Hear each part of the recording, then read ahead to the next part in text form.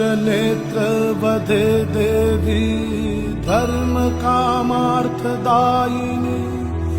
रूपं देहि जयं देहि यशो देहि दिशो जयि रक्तबीज वधे देवी चण्डमुण्ड विनाशिनी रूपं देहि जयं देहि यशो देहि दिशो जयि निशुम्भ शुम्भ আমাদের আজকের নিবেদন আদ্যা শক্তি মহামায়া।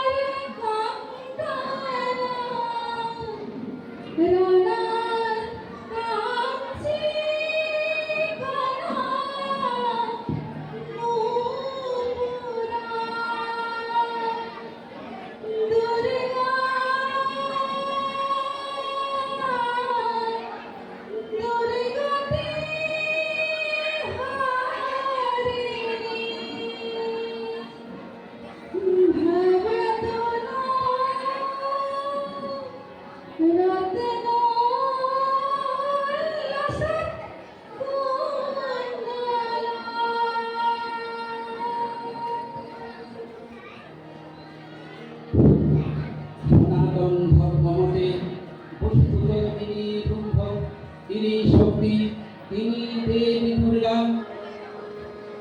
শাস্ত্রে বলা আছে ব্রহ্ময়ে আদি শক্তি জগৎ জননী দেবী দুর্গা। নির্যাতিত, নিপীড়িত ও অত্যাচারিত জীবের দুর্গতি নাশিতে দেবী দুর্গার আবির্ভাব হয়। কথিত আছে গয়াসুরের কঠোর তপস্যায় তুষ্ট হয়ে মা মহামায়া গয়াসুরকে বরদান করেন যে সত্য ত্রেতা ও তারপর যুগে পাথরের মূর্তি রূপে গয়া ধামে থাকবে, কিন্তু কলিযুগে থাকবে না। এই গয়া ধামের মাহাত্ম্য ছড়িয়ে পড়বে চতুর্দিকে। তাই কলিযুগ আসার আগে গয়াসুরের শেষ বংশধর ভিখুর মুক্তি লাভে যশোদার পালিত কন্যা রূপে দামু এবং ভিখুর ঘরে জন্ম নিলেন আদ্যা শক্তি মহামায়া। আদ্যা শক্তি মহামায়া ব্রহ্ম স্বরূপিণী। আদ্যা শক্তি মহামায়া ব্রহ্ম স্বরূপিণী। ত্রিভুবনে ত্রিনয়নে দূরে গতি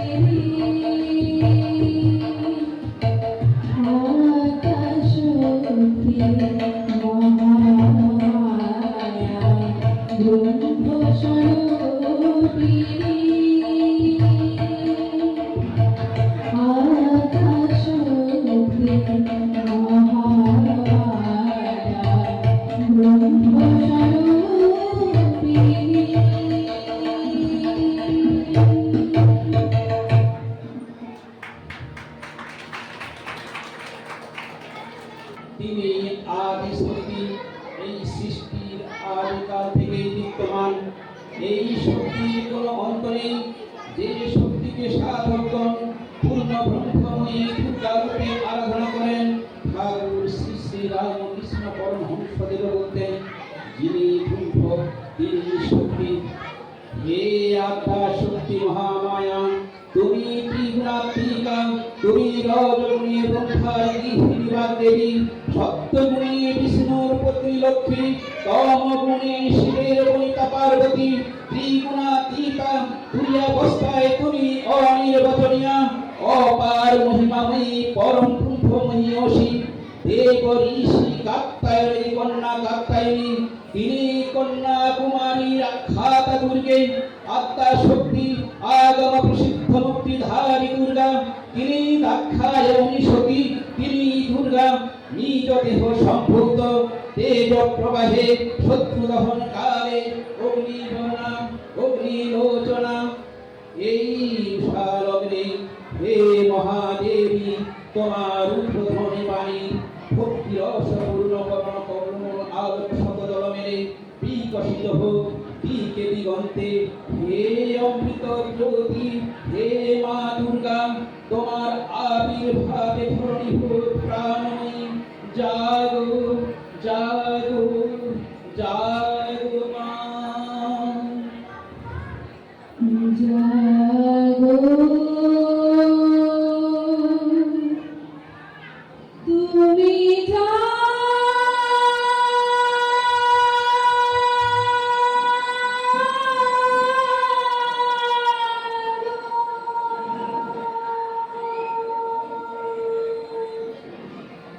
জাগো দুর্গা, জাগো দশ প্রহরধারিণী,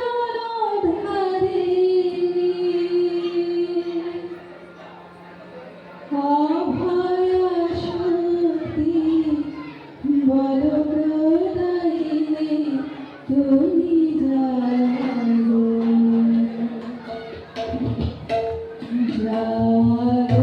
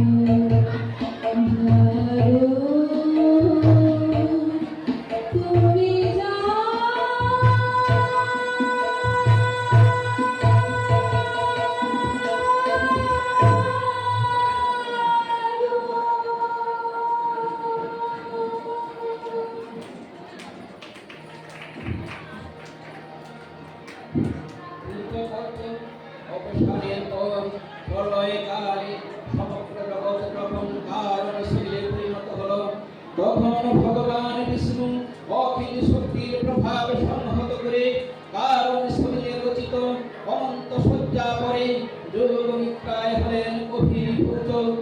বিষ্ণুর নিদ্রাকালে তাঁর শরীরে বসবাস করতেন যোগমায়া, তিনি হলেন মহামায়া। বিষ্ণুর যোগ নিদ্রা অবসানকালে তাঁর নাভি পদ্ম থেকে জেগে উঠলেন ভাবিকালের সৃষ্টি বিধাতা ব্রহ্মা। বিষ্ণুর কর্ণমল থেকে সৃষ্টি হলো শুম্ভ নিশুম্ভ অসুর। দেবতা ও অসুরের যুদ্ধকালে বিষ্ণুর সুদর্শন চক্রে শুম্ভ নিশুম্ভ বধ হলেও পরক্ষণে জন্ম নিল হাজার হাজার দানব। এই দানবকুলের সেনাপতি ছিল চন্ড এবং মুন্ড। এই অসুর কুল নিধনে মা মহামায়া প্রকট হলেন দেবী চণ্ডিকা রূপে। দেবী চণ্ডিকা সচেতনা চিন্ময়ী, গুণানীতা ও গুণাময়ী। তিনি নিত্য সত্য, তার আদি নেই, তার প্রকৃত মূর্তি নেই। এই বিশ্বের প্রকাশ তার মূর্তি, মিথ্যা হয়েও অসুর পীড়িত দেবতাগণের রক্ষণে তাঁর আবির্ভাব হয়।